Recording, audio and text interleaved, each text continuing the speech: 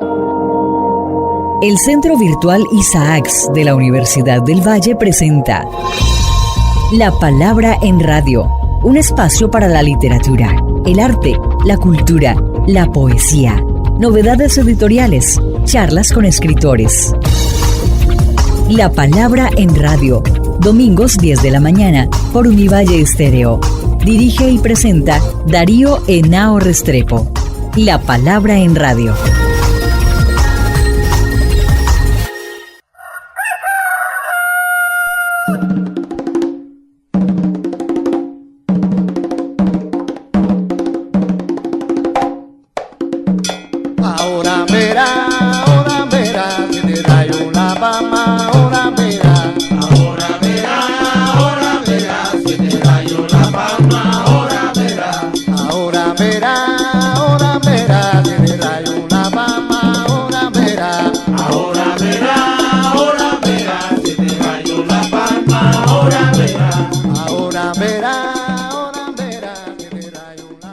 Muy buenas, como siempre, todas las mañanas de domingo aquí en La Palabra en Radio, en el periódico La Palabra Transmedia. Hoy tenemos a Jesús Chucho García, un afro-venezolano muy destacado por sus investigaciones de la influencia de África en América Latina. Ha sido embajador en Angola, en Mali, ha investigado en muchos países de África, ha sido cónsul en New Orleans. Bueno, alguien que ha estado muy dedicado a todas estas temáticas, a Afroamérica Latina. Fue amigo personal de Manuel Zapata Olivella, entre otras cosas. Algo que nos une es esa amistad y esa relación con un hombre de la dimensión de Manuel Zapata Olivella. Entonces te agradezco mucho de estar con nosotros, Chucho. Como todo el mundo te dice, él se llama Jesús García. La primera pregunta que te quiero hacer es tu reencuentro con África. ¿Qué ha significado en tu vida y para nosotros en esta etapa de estudios, en el caso de América Latina, que cada vez han ido creciendo? En el caso colombiano, pues nosotros, de la mano de Zapata y de muchos otros dirigentes, lo hemos venido haciendo y tenemos doctorado, el único en Colombia. Y por eso es importante que tú nos cuentes de esta relación con África y de lo que has venido realizando, que es extraordinario, porque has tenido ese privilegio de haber sido jefe de misión diplomática en África por tu país, por Venezuela. Bueno, en primer lugar, muchas gracias, profesor, por esta invitación que me hace para tener contacto también con la comunidad afrocolombiana. Y la relación con África, bueno, yo nací en una comunidad de origen africano de mayor influencia del Congo, que es Barlovento, y eso a la larga me permitió un poco comenzar a repensar el tema de cómo se hacían los enfoques de África en el currículum, desde educación primaria hasta educación superior, educación universitaria. Yo tuve una gran guía que fue mi abuela, que siempre cuando pequeño me hablaba de Congo y de Luango, y ella siempre decía, nunca te olvides que venimos de allá, y se tocaba así la piel. Eso, por supuesto, en los cuentos que me echaba de mucho tiempo, de los Luangos, siempre todo terminaba en una filosofía que ella, desde su punto de vista, hacía, y era cacaotera. Como dije anteriormente, murió a la edad de 103 años. La confrontación con el sistema educativo fue fuerte, ya que esos cuentos no entraban. La historia de África aparecía en 2 momentos, 3 momentos, cuando Bartolomé Las Casas dijo que había que traer africanos para suplantar la mano de obra indígena. Y luego en secundaria tampoco aparecía, en la universidad mucho menos. Eso me llevó a una gran problematización, como decía Pablo Freire, y de reconcientización. Se presenta una oportunidad de un concurso con UNESCO en el año 1984 de elaborar un proyecto para yo hacer mi primer viaje a África, que fue al llamado República del Congo, donde ya yo había detectado que de allí era la procedencia de la presencia africana en Venezuela y específicamente en Barlovento. Muy bien, en ese momento el director general de la UNESCO era Amadou Embo, un senegalés. Tuve la oportunidad de conocerlo en Caracas, le presenté el proyecto. Ya en el 85 ya yo estaba en París haciendo investigaciones en los archivos, en el Archivo Nacional de Francia, en el archivo también de Marsella, La Rochelle, buscando los elementos de la trata. De ahí pasé luego a Sevilla para hacer investigación sobre el problema de la trata y de la esclavitud y la procedencia, dónde los capturaban, dónde los secuestraban. Llegué a la conclusión de que el punto era, de verdad, esa mayor presencia provenía del Congo. Y ahí me voy al Congo. Ahí paso al Congo en el año 1985, hago mi trabajo de campo, recorro casi todo el Congo buscando los elementos, los tambores, la culinaria, la espiritualidad ligada a la filosofía, ¿entiendes? La estética, que es algo también esencial y fundamental, y sobre todo las tradiciones orales. Eso llevó a que 2 años después, hiciera un documental, que le voy a dejar una copia de ese documental a la universidad, que se llamó Salto al Atlántico. Tuve la oportunidad en ese momento, profesor, de que cuando estábamos haciendo la producción y luego lo del guión, me tocó a mí hacer el guión, lo hice conjuntamente con la primera cineasta etnógrafa, Mariana Parragosa, de habernos conseguido con el padre del cine etnográfico en Francia, Jean Rouch. Entonces con Jean Rouch nos dijo, traten de utilizar varios planos.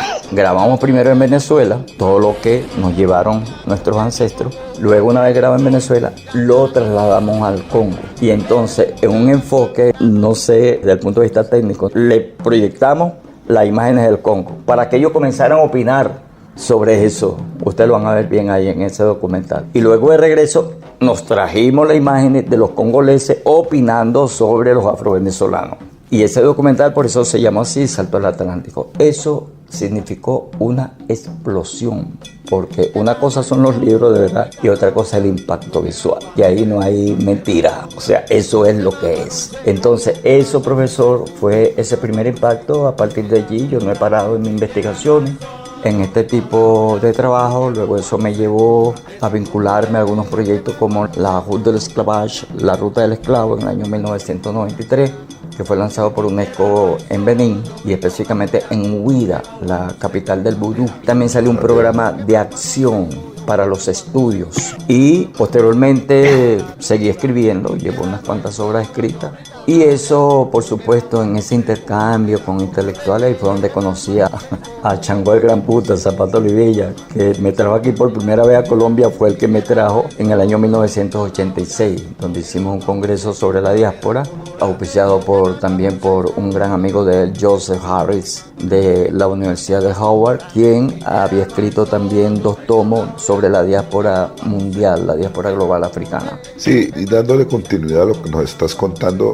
pues aquí ha circulado mucho este libro que se llama Afrodescendientes en América Latina y el Caribe, que es quizás lo que hoy ya se ha vuelto un objeto de estudio y de conocimiento. Esa diáspora que ya se reconoce, se comunica, que tiene estudios, centros en institutos y en universidades, como es el caso nuestro, que tenemos un doctorado en estudios afro-latinoamericanos reciente, pero que creo que es importante porque es el único que hay en Colombia. Y la pregunta es que nos muestres tu perspectiva de cómo se ha venido ampliando y desarrollando este ámbito que es el de lo afro-latinoamericano. Claro, fíjese, profesor, allí tenemos que recordar que las conexiones interdiaspóricas, UNESCO jugó un papel esencial y fundamental. Cuando en el año 1966 se va a realizar en Porto Novo el primer encuentro diaspórico entre África y la diáspora. Eso fue en el año 1966 que se realizó allí, que fue un poco como las interrelaciones entre África y América Latina. La segunda fue en el año 1968, que se va a realizar en La Habana, y estaba Fernando Ortiz aún vivo. Sí. Y ahí es donde se va a discutir por primera vez el concepto de diáspora, el cual Manuel Moreno Fraginal no estaba de acuerdo, porque él decía que ese era como pedirle prestado un término a los judíos.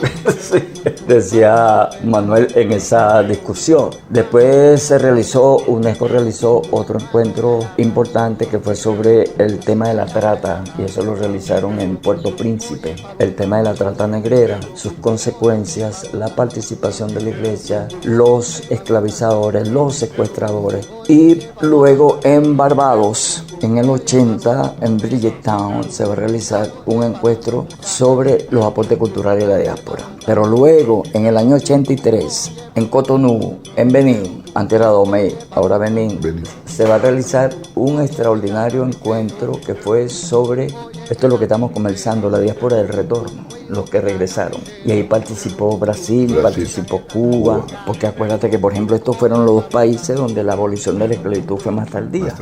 Y entonces, en un trabajo de Rodolfo Serracino, bien importante, muy poco conocido cubano, él hizo un trabajo extraordinario, los que volvieron a Cuba, donde los yorubá, sobre todo los yorubá que regresaron a Becuota, etcétera, fue eso. Y fíjese, cuando estuve en Benín, años después, cuando fui allá a hacer otra investigación sobre la diáspora yorubá y su vinculación con el vudú, etcétera, recogí mucho testimonio de descendientes de los retornados. Incluso en ese momento que estuve allí, el presidente Soglogló, creo que era el apellido, él era un retornado y había esa contradicción. Así como el primer presidente de Togo, después de la independencia, era un retornado. Imagínate tú. Era un retornado. Entonces son estos elementos importantes que te van vinculando, no solo la diáspora en América Latina, sino también ya en función de eso. En la actualidad, estos estudios se han seguido profundizando. Viene para un poco sintetizar la tercera conferencia mundial contra el racismo que se da en Durban. Allí, en la época de los 90, logramos hacer interconexiones entre los movimientos de Uruguay, afro-uruguayo, afro-colombiano, afro-brasileiro. Y acuérdate que ya en ese tiempo estaba Fernando Enrique Cardoso, el presidente. Sí, que fue el primero que va a crear como una comisión interministerial contra el racismo. Fue el primero. El primero. Que más que acuérdate que él se formó también, o fue profesor en Sendes, en Venezuela. Bueno, fue Darío en diciembre, la primera semana de diciembre, en el año 2000, que los diferentes movimientos, tanto del norte, de Centroamérica, del sur y del Caribe, nos reunimos. Allí en una preconferencia de los movimientos sociales queríamos participar en la tercera conferencia mundial contra el racismo en Durban. Allí sostuvimos una discusión y cómo íbamos a Durban. Si íbamos como negros, si íbamos como mulatos. Entonces, ¿dónde va a surgir allí el concepto afrodescendiente? Porque somos descendientes de la diáspora africana, de los que fueron secuestrados y que durante 500 años hemos resistido. Ahí es donde surge ese concepto como tal. No fue una invención de la academia, no fue una invención del Estado, no fue una invención de un intelectual único, pese a que un gran personaje que tú conociste, que se llamó Adjia Nascimento, ¿no?, en su periódico de los años 40, su revista Quilombo, hablaba de los africanos y sus descendientes, ¿verdad?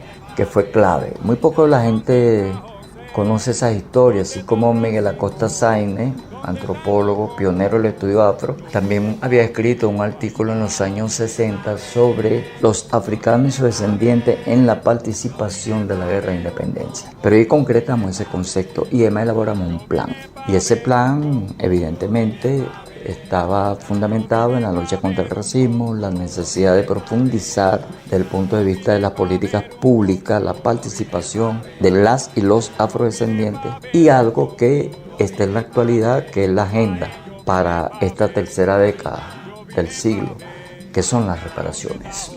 Allí hemos coincidido los diferentes grupos desde diferentes participaciones políticas e ideológicas, uno de centro derecha, otro de afroderecha y otro de la izquierda, pero que hemos coincidido en un plan común. Eso, por supuesto, fue con un avance extraordinario. En Venezuela, por ejemplo, en el tiempo de Chávez y ahora con Maduro, hemos realizado aproximadamente como 9 encuentros internacionales bajo el lema de afrodescendiente y transformaciones revolucionarias en América Latina. Eso, por supuesto, nos llevó ahorita a que siguiéramos en esta lucha y pusiéramos el tema en Naciones Unidas. Yo recuerdo, profe, que cuando estábamos en Durban y comenzamos a exigir reparaciones y que se declarara la trata negrera y la esclavitud como crimen de lesa humanidad y la exigencia que había que pagar la deuda a los antiguos países que practicaron la trata, por supuesto Durban fue saboteado por Estados Unidos, por la Francia,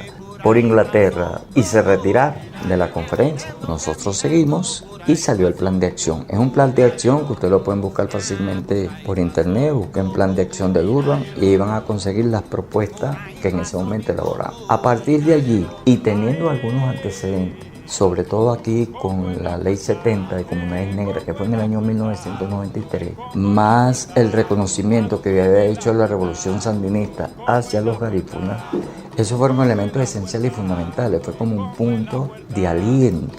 Colombia en ese sentido se anotó la primera referencia jurídica, gracias a algunos, creo que senador, como fue Orlando Falsborda, quien estuvo allí y logró un poco empujar eso, ¿no?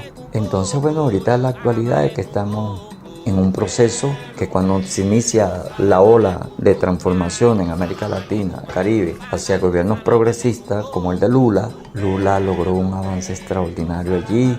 Lula, por ejemplo, impulsó y tradujo al portugués los 8 volúmenes de la historia general de África que coordinó Quiservo, José que no se Quiservo. ha hecho al español, está en portugués. Sí, y eso fue gracias al gobierno de Lula. Igualmente el impulsar una línea curricular casi obligatoria de educación primaria hasta educación universitaria sobre el tema de la historia de África, así como igualmente el estatuto contra la intolerancia de las religiones de matriz africana que se aplicó en Bahía, que fue aprobado en Bahía. Entonces, en fin, estamos en un momento extraordinario de lucha. En la actualidad estoy aquí a una invitación que me han hecho para una discusión sobre el tema de las reparaciones que no están solo, y fue uno de mis planteamientos, en el tema de pagar la deuda material, sino también la reparación en el campo de la educación. Necesitamos currículos pertinentes, necesitamos la historia general de África en todos los currículos de América Latina y el Caribe. Y por otro lado también las religiones, la reparación en el campo espiritual.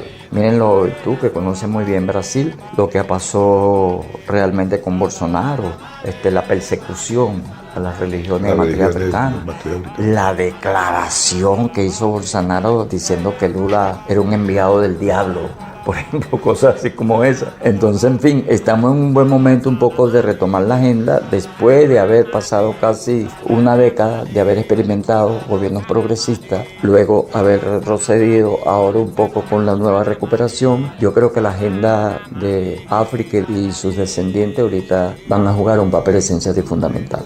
Lumbe, lumbe la cuevanganga, lumbe la cuevanganga, lumbe la cuevanganga, lumbe, lumbe, lumbe, lumbe la cuevanganga, lumbe la cuevanganga. Te quiero contar, como te decía antes de entrar a esta entrevista, que en los países donde la web Zapatolilla ha tenido más descargas es en algunos países africanos. Estamos hablando de Senegal, en Camerún, en Angola, Mozambique, en la misma Nigeria. Eso no hay duda porque los marcadores lo indican. Y eso lo que nos llama la atención es a que tenemos que fortalecer más los lazos y el intercambio con estos países. Y te quiero preguntar es por el avance que después de Brasil y Cuba ha tenido Venezuela con Brasil, en lo diplomático, en lo cultural, en la parte, dijéramos, universitaria. Ya hay muchos nexos y muchos intercambios. Para que hablemos de esto y cuál es su perspectiva y nos cuentes un poco tu experiencia como venezolana que fuiste de los que logró abrir a esas relaciones con África. Bueno, en ese sentido lo que me trae a la memoria a Manuel, pudiéramos decir que no podemos olvidar que Manuel fue como impulsor de 3 encuentros internacionales para que nosotros en América Latina, él conjuntamente con Achía Nascimento, conjuntamente con, hay un líder panameño académico, ahora no recuerdo, porque fueron ellos 3 que impulsaron 3 encuentros esenciales y fundamentales, que marcaron una pauta entre los 70 y los 80.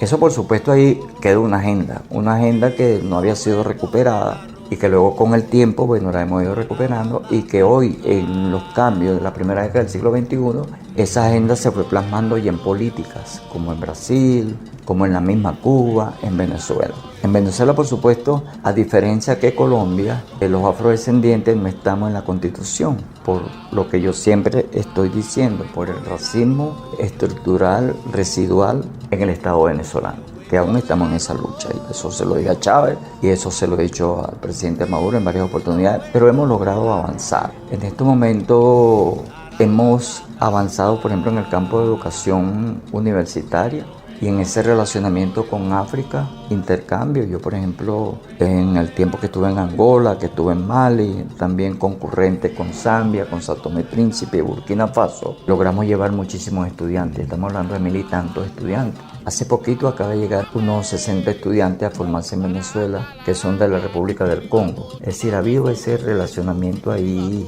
bastante fuerte, y yo creo que en esa senda, con todo respeto, el gobierno de Petro, y fue una conversación que sostuve con el canciller Leiva brevemente, y en privado en su casa, le sugerí que había que apuntalar mucho hacia África y hacia el Caribe, ya que no es tan solo que se trata de un voto en Naciones Unidas, o un voto en la OEA, o un voto en otro organismo multilateral como los movimientos de los no alienados. Se trata de esa reconexión, que vaya desde el punto de vista cultural, que vaya desde el punto de vista académico, de intercambios permanentes, desde la perspectiva comercial. Y fue lo que soñó Lula y Chávez y Obasanjo en Nigeria, cuando crean la cumbre África-Suramérica, que no se incluye allí, por supuesto, Estados Unidos ni Europa, porque las mayores reservas de agua, ¿dónde están? Está en la Amazonía y está en la Mayombe, es decir, está en América del Sur y está en África. La mayor reserva de recursos minerales, ¿dónde están?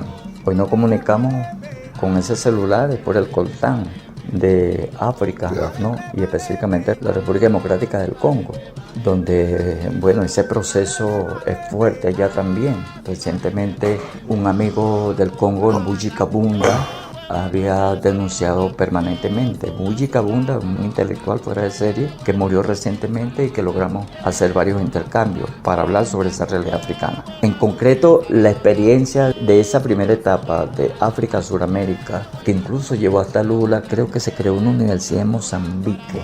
Sí. O sea, fue así. Creó la UNILA en Brasil. Que es una universidad, varios centros universitarios para africanos, trabajar con brasileños, afro. Sí, entonces yo creo que ese es un ejemplo de cómo revisarla, este tipo de relaciones, y hacer, de verdad, concretar planes muy concretos de intercambio con África. Y eso ha sido la experiencia de Venezuela en ese sentido, de una relación incluso cuando Zapata estuvo en Senegal, que fue cuando se lanzó la propuesta del presidente Ouattara de la Unión Africana de decretar a la diáspora como la sexta región de África. Yo creo que esa fue como la última, y ese era un sueño de Zapata, volver a África, y estaba en silla de ruedas. Zapata era un vacilón. Y ahí me manda un mensaje, ¿no? Yo no puedo asistir a esa reunión. Chucho, tú tienes que ser el que organice el reencuentro planetario entre África y los afrodescendientes. Eso está en YouTube. No sé si usted lo puede por ahí capturar y lo pueden poner como elemento ahí referenciar esa entrevista. Eso de Zapata fue extraordinario, y yo creo que lo que estamos viviendo ahorita es el sueño que Zapata físicamente en vida, que era su mayor sueño de unificarnos, y por eso fue clave que participara en esa reunión de Dakar, Senegal. Creo que fue en el año 2004. Sí. En el año 2004. Y eso fue extraordinario. Y hoy estamos luchando y lo estamos cumpliendo. Yo espero que el gobierno de Petro pudiera apuntalar en esa perspectiva.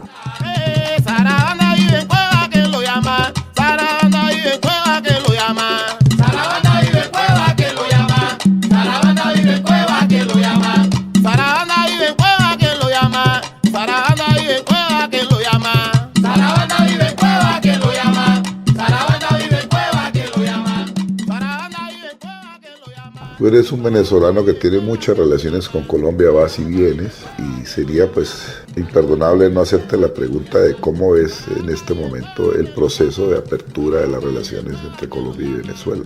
Es un tema que, como usted, profesor, sabe, siempre ha existido una hermandad entre Colombia y Venezuela, permanentemente. A raíz de la llegada de Chávez al poder, esas relaciones se van a profundizar, pero luego al mismo tiempo la discusión, la diferencia con Uribe, van a llevar a una baja en las relaciones, y que se va a agudizar luego con el último huésped de la Casa de Mariño, Duque, que va a llevar a una destrucción total en las relaciones y aprobar un gobierno que, por supuesto, eso es lo que pasó aquí, reconocer a Juan Guaidó, es para que Alejo Carpentier se levante de la tumba y vuelva a escribir un libro sobre lo real maravilloso. Pero bueno, hoy, gracias a la política y a la geopolítica, se comenzaron a avanzar esas relaciones, y la visita de Petro a Venezuela así lo confirma. Se espera que el presidente Maduro haga lo mismo para acá, se relance, como planteó Petro, la Comunidad Andina de Naciones, de la cual nos separamos hace algunos años atrás por una diferencia entre Chávez y Uribe. La reunión reciente de congresistas binacionales en Cúcuta fue extraordinaria, ya que imagínense ustedes, por esa frontera anualmente, en épocas de buenas relaciones, Anualmente eran 11.000 millones de dólares. Imagínate tú lo que perdieron los empresarios de este lado y del otro lado. Y además también el pueblo llano. Creo que en este tipo de relacionamiento, recuperar en este momento los monómeros, la planta que está en Barranquilla va a ser esencial para Colombia por la cuestión de la producción de urea, para la producción de fertilizantes para la agricultura, porque según el Fondo Monetario Internacional, los fertilizantes aumentaron casi el 150% de su costo. Y eso en parte influye en la inflación aquí en Colombia también. Recuperar los monómeros, eso es vital. ¿Entiendes? Recuperar algunos proyectos viejos que se tenían, por ejemplo, la cuestión del gas entre Venezuela y Colombia, eso es esencial y fundamental. Entonces yo pienso que se está en un buen momento. La llegada de Lula viene también a reforzar. Quizá lo no hace con la misma fuerza de antes, ¿no? Porque tuvo que hacer muchas concesiones, así como también políticamente sabemos que hay aquí. Pero estamos en un momento, ahorita la discusión también sobre el proceso de paz que ahora se está realizando en Venezuela, también devuelve la confianza en Venezuela, porque Venezuela siempre ha sido el epicentro de discusión de paz, desde la Cuarta República de Carlos Andrés Pérez hasta ahora, pero bueno, con Duque eso se rompió. Pero ahora estas discusiones que se están haciendo debe ser por el bien de todos y todas las colombianas, los colombianos, para avanzar en este proceso. Y yo creo, en el campo ya que nos compete a nosotros, yo creo que tenemos que hacer acuerdos a nivel de universidades, a nivel de institutos de educación y hacer un intercambio entre las comunidades afro-venezolanas y las comunidades afro-colombianas. Recuerden que allá en Venezuela vive más gente de Palenque que en Palenque. Eso es importante. Sí, bastante. Sí, bastante. Y además, cuando muere un palenquero, o sea, es con el lumbalú, es con los cantos mortuorios que se le hace. Sí. En tu campo investigativo, ahora, ¿qué temáticas y qué estás trabajando, investigaciones? Es bueno que nuestros oyentes conozcan de tu parte intelectual, de tu producción investigativa. Bueno, en este momento estoy con una traducción, trabajando 4 diásporas africanas, esencialmente. La diáspora mandinga, la diáspora yoruba, la diáspora de Wefun y la diáspora Congo. Y cuando digo esto, es la traducción de estas investigaciones que realicé en África de la lengua, del mandinga al español, de manera tal de que los bámbaras o mandingas no puedan entender. Allá, mira, allí ustedes dieron tantos aportes, ¿no? Y aquí en español que la gente entienda que los bámbaras tienen eso. Y al final de cada texto, que van a ser textos cortos, muy elementales, va a venir como una especie de glosario y de oraciones, proverbios que la gente puede hacer. Eso es. Y eso forma parte de un trabajo que vengo realizando ya hace algunos años, que quizás a lo mejor tú conoces, que es sobre la afroepistemología, que es el replanteamiento del conocimiento africano, pero partiendo de la filosofía africana. Y la base de la filosofía africana es la espiritualidad, que por cierto aquí en Colombia he quedado muy sorprendido con la gente que te iniciaba en la regla de Oshá, de Yoruba, o en Ifá, que es un manifiesto del conocimiento bastante fuerte, o así como en la espiritualidad Congo. Yo quiero finalizar esto un poco con un proverbio congo dedicado a Manuel, porque él fue eso: Bantu Muntu Kiyaki Luanga. Cada ser humano es maestro de sí mismo. Y eso fue lo que fue Manuel. Sí, has hablado de un libro que empezaba a conocer aquí por las redes, que se llama Cimarronaje, Afroepistemología y Soberanía Intelectual. Es muy importante, lo acabas de mencionar, sí, para que cerremos dando una visión conceptual del significado de este libro. Claro, en primer lugar, cuando hablo de cimarronaje, hago una clasificación sobre los tipos de cimarronaje: cimarronaje espiritual, cimarronaje ético, cimarronaje de confrontación, y exponiendo allí que la mayor expresión de cimarronaje de la diáspora africana fue Haití, ya que fue el primer país triunfante de la diáspora africana y que hoy está en unas condiciones bastante fuertes. Le están cobrando a Haití el hecho de haberse levantado, de haber constituido una república diferente a la propuesta francesa, a la propuesta norteamericana y a la propuesta española. Ese es uno de los casos más interesantes. Y lo otro es que hoy el cimarronaje continúa porque esas luchas no se quedaron en el pasado. El segundo punto es la afroepistemi, porque es ese conocimiento de cómo se va a seguir sustentando esa lucha. Y eso luego nos lleva a la soberanía intelectual. Un poco esto es lo que decía, dedicado a Manuel: Bantu Muntu Kiyaki Luanga. que cada uno de nosotros tiene que ser soberano. Es decir, ante el poder uno no puede bajar la cabeza. Tú tienes una misión aquí que cumplirla. Me imagino yo las luchas que tú debes haber llevado en la universidad por lograr poner estos temas. Y eso lo tiene que ser sobre una base del conocimiento, del cimarronaje y de esa soberanía intelectual. Ese libro está en PDF, lo voy a enviar y darían autorización para que si ustedes lo quieren imprimir, lo impriman. Lo imprimimos acá en la universidad y lo podemos colocar en la web Zapato Olivella. Donde vamos a tener una colección que se va a llamar Mundo, precisamente la producción intelectual afro del mundo. Voy para esa, me anoto en esa, cuenta conmigo. Entonces esperamos el PDF. Muchas gracias.